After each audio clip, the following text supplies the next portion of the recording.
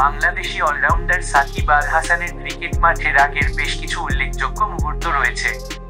সবচেয়ে চর্চিত পাঁচটি হল: ১. লাথি মারা এবং স্ট্যাম্প উপড়ে ফেলা। ২০২১ সালে ঢাকা প্রিমিয়ার লিগের একটি ম্যাচ চলাকালীন সাকিব একটি এলবিডব্লিউ আবেদন প্রত্যাখ্যান করার পরে মেজাজ হারিয়ে ফেলেন। তিনি স্ট্যাম্পে লাথি মেরে স্ট্যাম্প উপড়ে ফেলেন।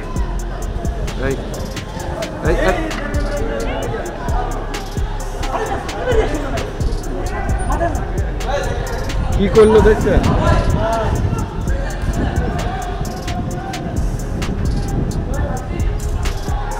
আম্পায়ারের সঙ্গে দ্বন্দ্ব। একই ম্যাচে আম্পায়ারের সঙ্গে সাকিবের তীব্র তর্কাতর্কি হয়, যা তার হতাশাকে আরও বাড়িয়ে দেয়।